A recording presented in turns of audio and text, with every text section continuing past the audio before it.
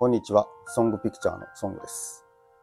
今回の動画は個人の方、法人の方問わず YouTube をすぐに始めてください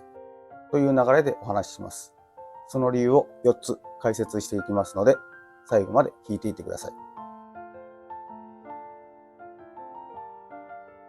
まず大前提として YouTube は誰でも始めることができます。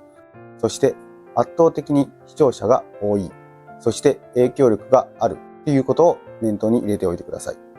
その理由はこの条件下で配信できるのは YouTube しか今はないからです。視聴者や影響力のある人を集めやすいというのは、個人であれば広告収益、投げ銭、コミュニティなどといった形で稼ぐことができます。企業であれば集客力、制約率、ブランディング、企業認知の効果も期待できます。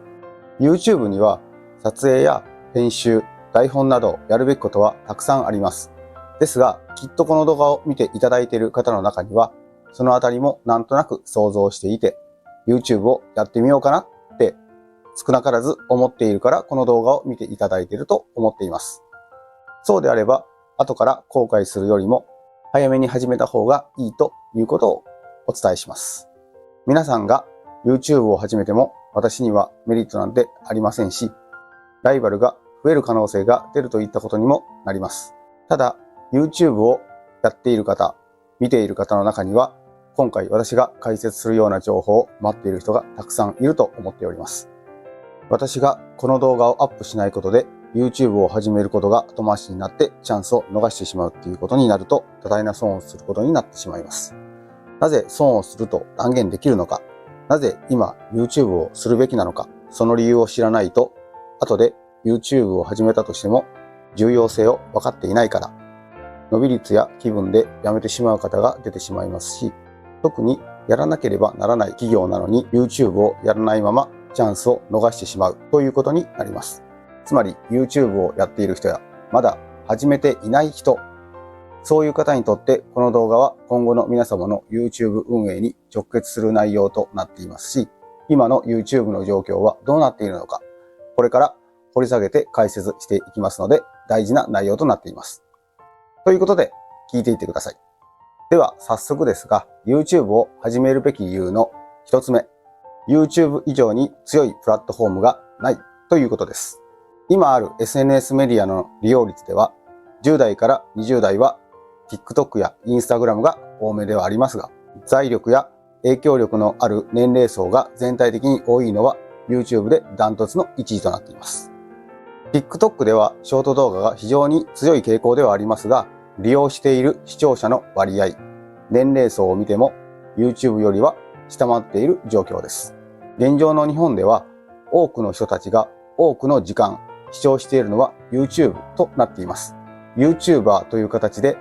元は一般人だけどすごい影響力をつけていった芸能人並みという人が増えているのもこの YouTube の影響力をもってしてだと思っております。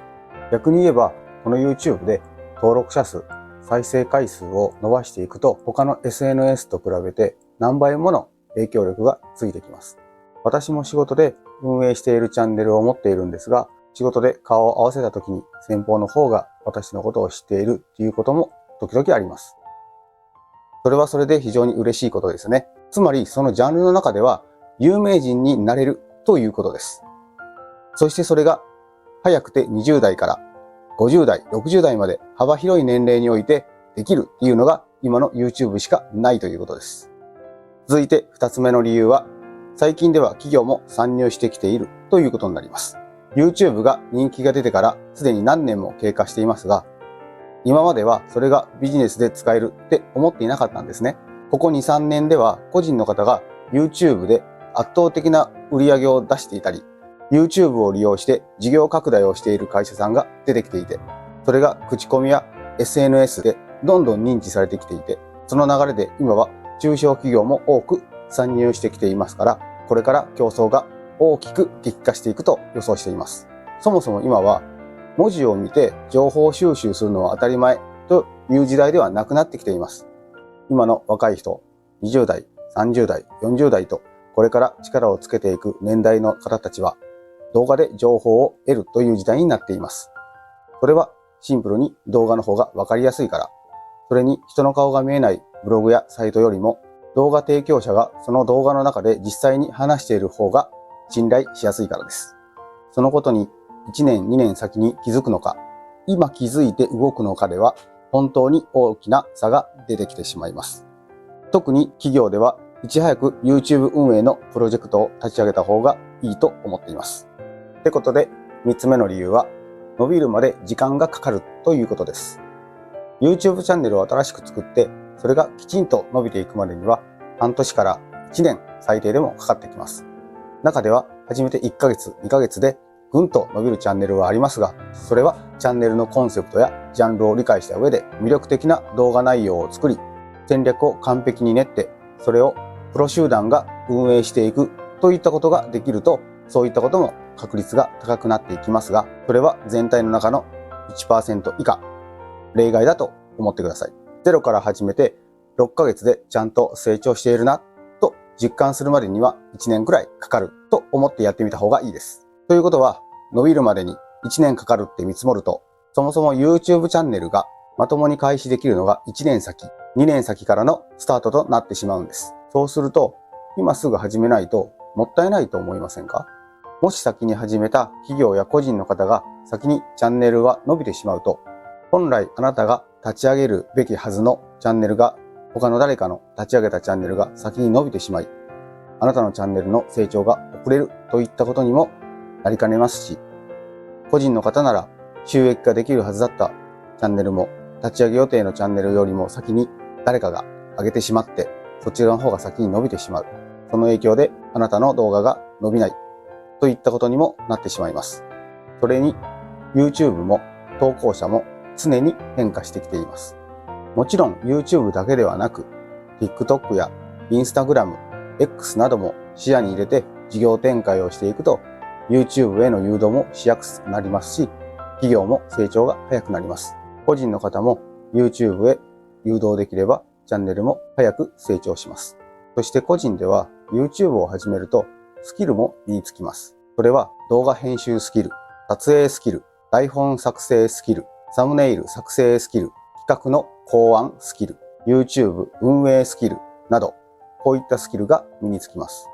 それでは最後の理由としまして、YouTube には先輩方たちのアップしているお手本となる材料が大量にあるということです。登録者や再生数の多い人の動画を参考にして作ればいいチャンネルにしていくことができますし、プロのようなスキルがなくても伸びやすいチャンネルを誰でも作るチャンスがあるということです。ただし、YouTube を運営するにあたって絶対に守らなければいけないことが2つだけあります。それはコンプライアンスと著作権です。コンプライアンスとは YouTube にもやはりルールというものがあります。そのルール、法律を守ろう。法律だけではなく社会的にグレーなことをしていても倫理や規範に従って動いていきましょうということです。簡単に2つほど挙げましたが、細かいルールや規約はたくさんあります。それはまた別の動画で解説していこうと思います。ぜひアップしたら見ていってください。基本的に YouTube の運営っていうのは誰でも無料でできるっていうのは冒頭で説明させていただきましたが、リスクはありません。ただ、ものすごい YouTube の運営には力がいります。本気で取り組まないと YouTube をやっていても全くメリットがありません。ただ、頑張れば頑張るほど見返りは大きいです。なので、私が思っていること、これは